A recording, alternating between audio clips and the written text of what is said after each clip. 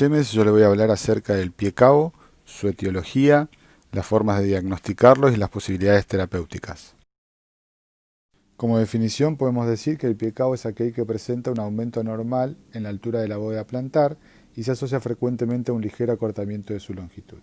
Esta es una definición simple y correcta, pero no nos da una idea completa de la deformidad del pie que vamos a tratar, ya que esta es una entidad compleja dada una gran variedad etiológica, gran polimorfismo, su variada evolución y por lo tanto su diverso tratamiento.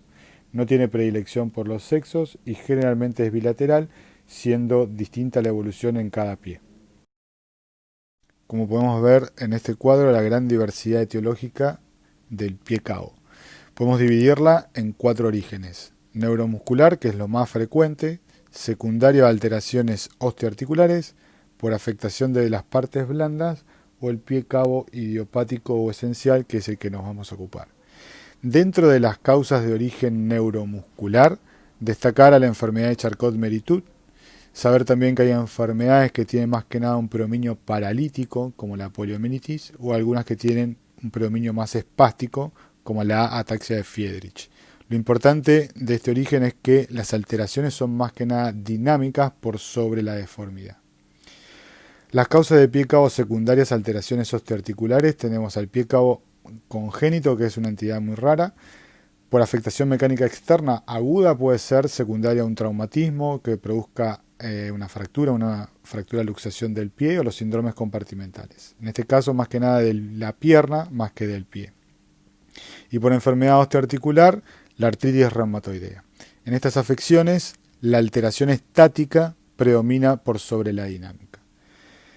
En el origen de partes blandas, destacar la enfermedad de Lederhost, que puede ser una entidad asociada a la enfermedad de Dupuytren, o sea, muy similar a lo que se ve en el miembro superior. Son nódulos plantares que van produciendo retracción de las partes blandas y producen así el pie cabo.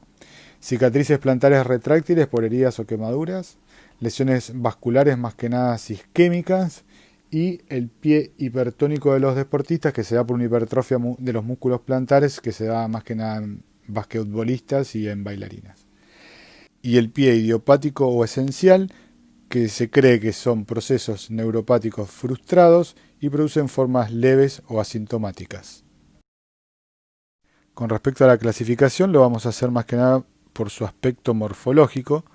Podemos dividirla en función del plano sagital o el plano transversal. Dentro del plano sagital tenemos la caída del talón, que vamos a denominar pie cabo posterior o retropié cabo. Este es patrimonio exclusivo de patologías neuromusculares, como puede ser la poliomielitis o el Charcot-Marie-Tooth. Acá lo que hay es una parálisis del tríceps sural, lo que hace que el calcáneo no pueda mantenerse en su posición, sino que bascula y asciende a través de su parte anterior, dando una imagen radiológica como si fuera la culata de una pistola. Si midiéramos el ángulo del eje longitudinal del calcáneo, nos daría por encima de los 30 grados. La caída del antepié denominamos pie cabo anterior o antepié cabo. Lo que se produce acá es una flexión plantar de los metatarsianos. No se hace de manera uniforme, sino que desciende un poco más el primer metatarsiano, dando una concavidad máxima en la columna medial. Es lo que se ve frecuentemente en el pie cabo esencial. El origen de esto sería por una debilidad de los músculos que producen la flexión dorsal del pie, que son el tibial anterior y los músculos extensores. Cabe remarcar que la deformidad del antepié causa la deformidad en varo del retropié. Y las formas mixtas en el plano sagital se van a dar cuando estos dos pilares participan en la constitución del pie cabo. Existen dos tipos, compensador y iatrogénico. Solamente una mención del iatrogénico es cuando se realiza una sección del tendón de Aquiles, pensando de manera equivocada que con la corrección del equinismo se soluciona el problema de la bóveda. En estas imágenes radiológicas podemos ver dos tipos distintos de pie cabo. En la imagen de la izquierda tenemos un retropié cabo, patrimonio exclusivo de las patologías neuromusculares. Fíjense cómo el calcáneo tiene una forma como si fuera la culata de una pistola. En la imagen de la derecha también corresponde a un pie cabo, ya que el ángulo del eje longitudinal del calcáneo está por encima de los 30 grados. Y en función del plano transversal, según la dirección del talón, el pie cabo varo, que es el más frecuente tanto en las formas neuromusculares y el pie cabo esencial. Lo más normal es que tengamos un pie cabo varo.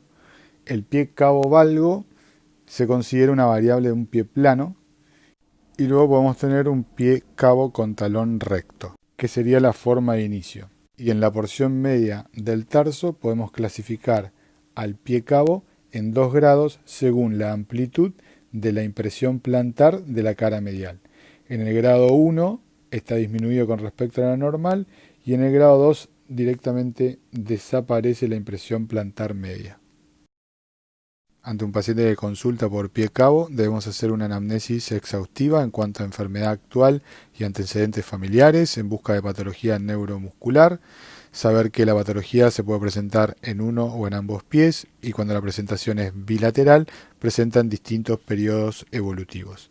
Hacemos un análisis de la marcha, evaluamos el arco de movilidad y la función muscular, buscando tono y trofismo muscular. La alteración de la forma puede ser de manera relativa o compensatoria o producto de rigidez. Presentan dolor que puede estar por debajo de la cabeza de los metatarsianos, que se denomina metatarsalgia. El dolor puede estar localizado a nivel de las hiperkeratosis o callosidades o puede estar a nivel de los huesos sesamoideos. El paciente puede consultar por esguinces a repetición, producto de la inestabilidad en el retropié. Como todo paciente que presenta patología en el tobillo y en el pie, el examen físico lo hacemos sentado y en decúbito dorsal. Evaluamos la estabilidad de las articulaciones, el rango de movilidad, el tono, el trofismo muscular. Se observa y se objetiva la desnivelación metatarsal, en donde en un pie normal la distancia entre el plano de los metatarsianos y el talón es de unos 10 milímetros. En el pie cabo esta distancia aumenta. Para evaluar la posición relativa o la presencia de rigideces en el pie cabo utilizamos el test de Coleman, que como se muestra en la figura es la colocación de un bloque de madera en la región posterior del pie y se deja caer la parte antero-interna del pie. Si en esta posición el retropié corrige, o sea se coloca en posición neutra o en leve valgo, quiere decir que la deformidad es flexible. Esta prueba, al igual que el test de Coleman, evalúan si la posición del retropié es flexible o rígida. Una vez hecho el examen físico, debemos estudiar con imágenes radiográficas. Lo hacemos con radiografías de frente y de perfil con carga de peso de ambos pies. En estas radiografías se hacen una serie de mediciones, siendo los más importantes el ángulo del eje de calcáneo, que es lo que se ve en la imagen de arriba a la izquierda pintado de rojo, que es una línea paralela al suelo y otra que pasa por el borde inferior del calcáneo. Lo normal es entre 20 a 30 grados, por encima de los 30 grados hablamos de pie cabo y por debajo de 20 de pie plano. Otro ángulo que se puede medir es el ángulo de Moreau-Costa-Bartani, en donde el vértice se sitúa en el punto más bajo de la cabeza del astrágalo y en el que los lados pasan por los puntos más bajos del calcáneo y de la cabeza del primer metatarsiano. Lo normal es de 120 a 130 grados. En el pie plano este ángulo está aumentado y en el pie cabo disminuye. Otra forma de evaluar es a través de las impresiones plantares que nos van a dar los distintos tipos de grados de pie cabo. Si la patología es neuromuscular, podemos hacer electromiograma y un análisis neurológico. Se puede hacer biopsia muscular para la distrofia muscular de tipo Duchenne y resonancia nuclear magnética de la columna vertebral. Con respecto al tratamiento del pie cabo, lo podemos hacer de manera ortopédica o quirúrgica. El tratamiento ortopédico consta de reeducación de la marcha en pacientes que tienen alteración de la marcha, el uso de plantillas y adecuar el calzado según la deformidad que tenga el pie. Con respecto al tratamiento quirúrgico, podemos realizar intervenciones sobre las partes blandas en los pies que son reductibles o flexibles, que son alargamiento de tendones o transferencia tendinosas. y podemos proceder a hacer intervenciones sobre el esqueleto en los pies que son irreductibles o rígidos. Estos procedimientos son osteotomías, artrodesis u osteotomías junto con artrodesis. También podemos realizar procedimientos combinados. En esta imagen podemos observar en la imagen de arriba a la derecha un procedimiento de artrodesis en donde se fija una articulación. Y en la imagen de abajo una osteotomía, que es un corte en el hueso. Este corte en el hueso me permite hacer las correcciones en el retropié.